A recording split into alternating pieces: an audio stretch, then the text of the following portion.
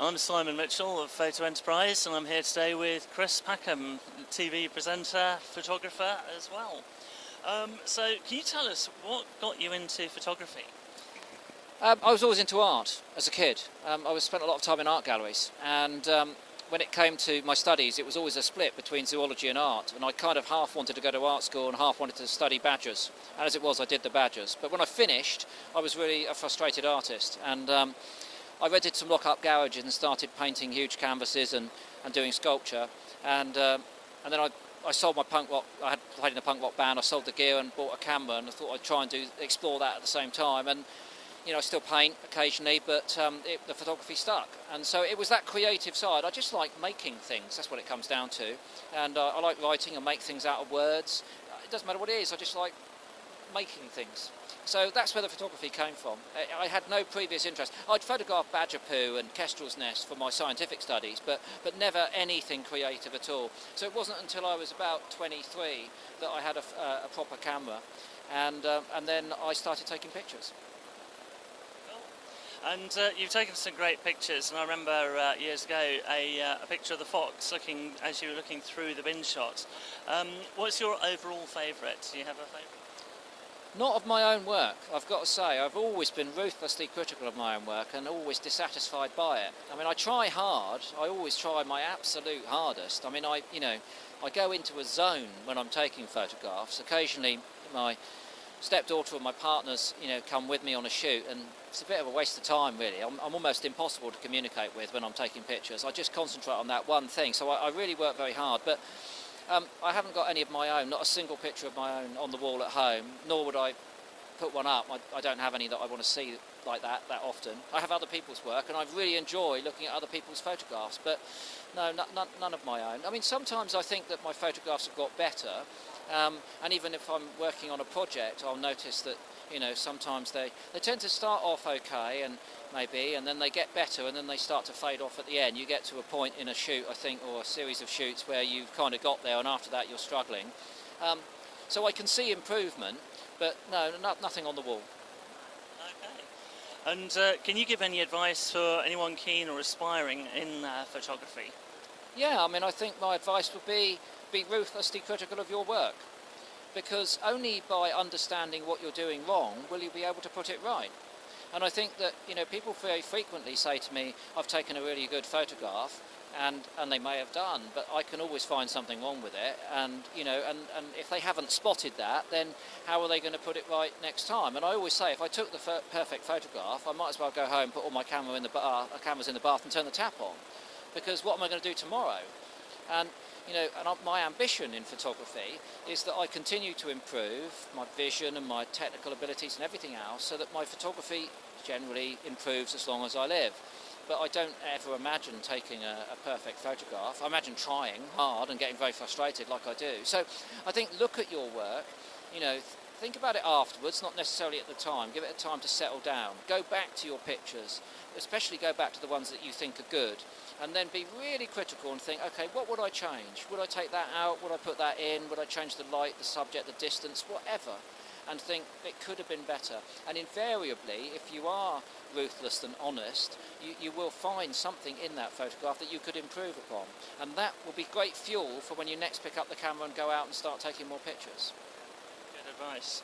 And I remember seeing you first with Terry Nutkins on the Rally Wild show. How did you get that role?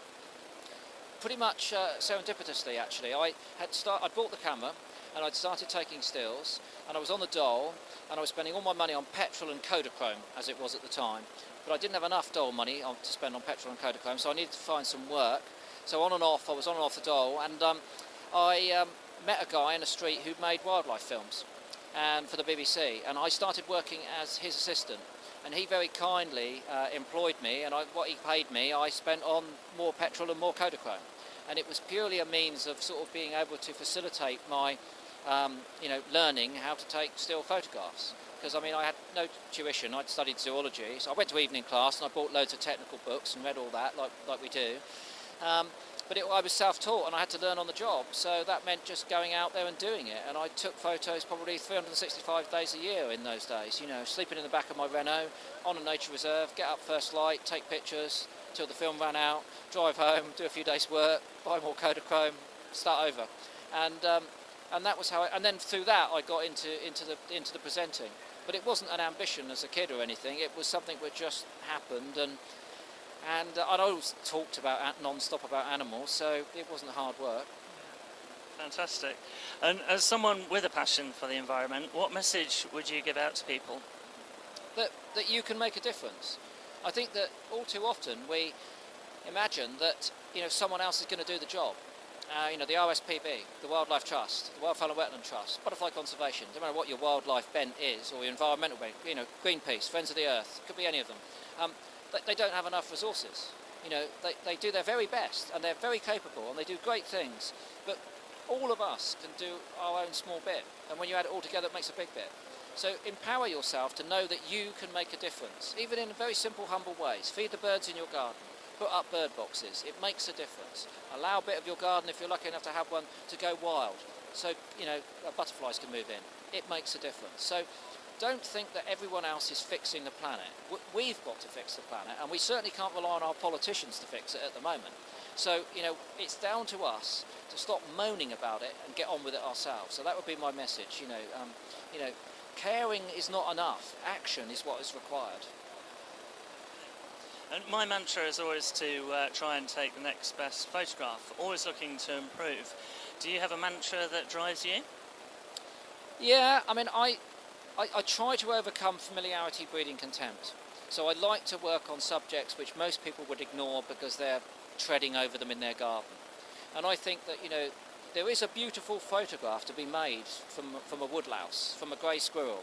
And at the moment I'm working with blue tits, and I photograph them from my kitchen window, and I build lots of sets, but they come to my garden every day. They're accessible, they're relatively biddable. They come to the bird feeders, so I can control them within reason.